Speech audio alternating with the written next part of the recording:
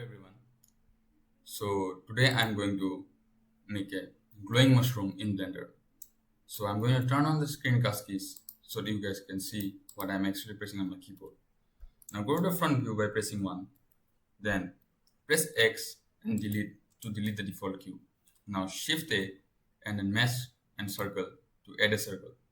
Now here on the add circle menu, select the vertices as 16. Now go into the edit mode by pressing Tab. To extrude the vertices, press E and then Z to extrude along Z axis. Now press S to scale. Now press E again and then right mouse click and S to scale it up. Press E again and then Z to extrude along Z axis. S to scale it down. Extrude again along the Z axis and S again to scale it down. Grab G and then Z to pull it downwards. Now press E again and then Z to extrude along the Z axis. Press S to scale it down. Press Z and then Z to move it down. Now we are going to fill this edge loop by pressing F on our keyboard. The basic shape of the mushroom is ready, so go into the front view by pressing 1 and then go to the modifier tab, add modifier and add a subdivision modifier. Let the subdivisions be 2. Now go to the X-ray mode by clicking on this icon. Now tap to go into edit mode and press Ctrl R to add a loop cut here. Now slide it upwards. Now select this edge loop by clicking Alt left mouse click and S to scale it up. Do the same for this loop, Alt left mouse click and S to scale it up. Do the same for this too, S, scale it up. Now go to the object and set smooth. Tap to go to the edit mode again. Now we'll add a loop cut here by pressing Ctrl R and then slide it downwards. Select the bottom loop by Alt left click and S to scale it down.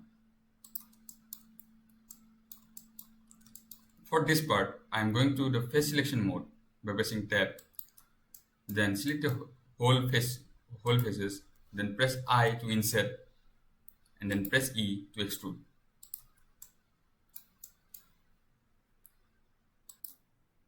The mushroom is ready, but we are going to make a few little changes. So go to the edit mode again and go to vertex selection. Select this edge loop and press S to scale it up. And select this too, again scale it up. Now we'll add a material to it. So go to the shading tab, click on new, name it as bottom. Since this material will be the bottom part of this. Now delete the principal BSDF by pressing X on your keyboard. Shift A to add a diffuse BSDF. And again Shift A to add a translucent BSDF. We are going to mix these two shaders using a mix shader. Now take the BSDF output and put it in the top shader and this BSDF output and put it in the bottom shader. Take the shader output and put in the surface. For color, I am going to choose something like this and then I am going to drag this color and put it here.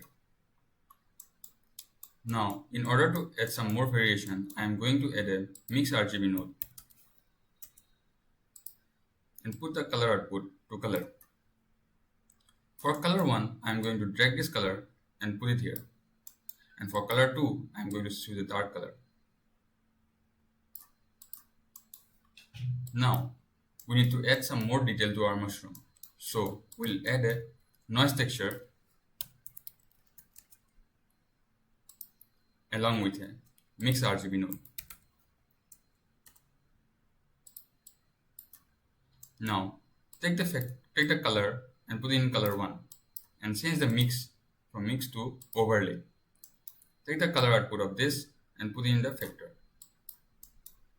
Now as you can see, there will be some dark patches over here on the top.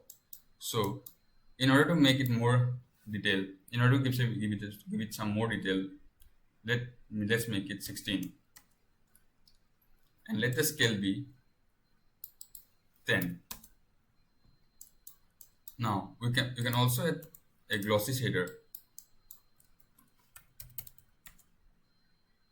and add this and mix these two by using a mix shader. So Control Shift A, then mix shader.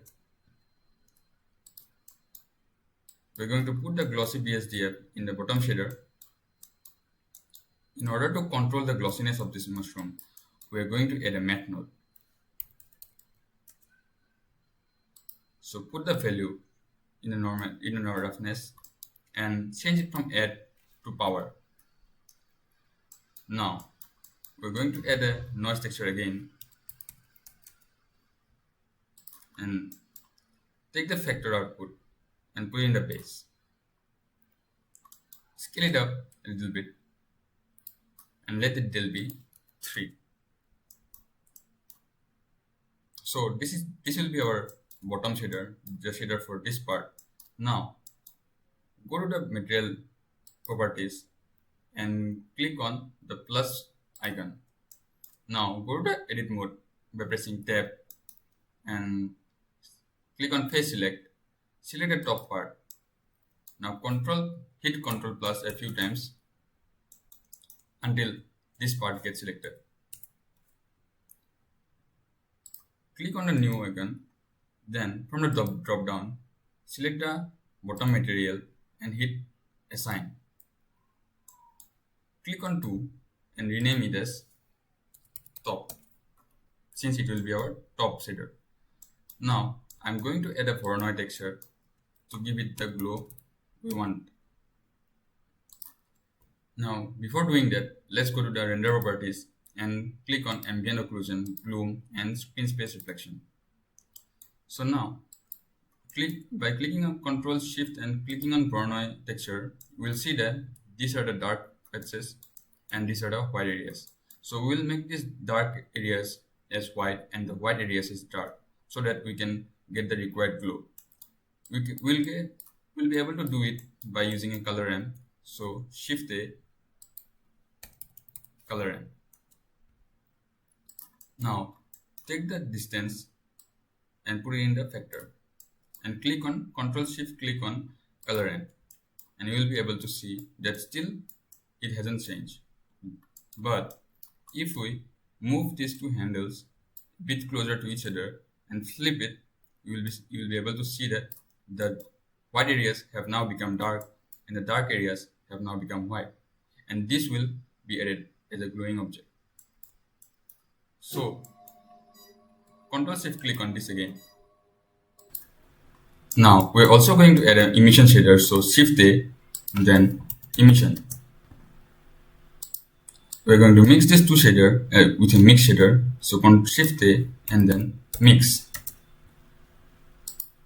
Put the emission in the bottom slot.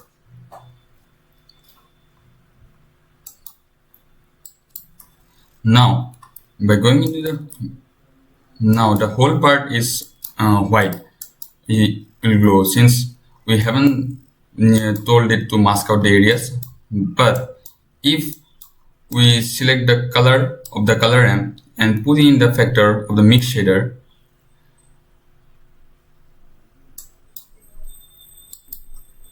only the required areas will be glowing now, like this. You can also change the emission strength from 1 to 10 to give more emission. And now you can also change the color to anything you like. I'm also going to add the mapping node and the texture coordinate node to give you some more variations. So take the vector output and put in the vector of the noise texture and add texture coordinate node. So take the texture coordinate node and bring it here. Now check generated and click and put it in the vector. Do the same for these two. I can also hit Ctrl T since I have node wrangler add-on on.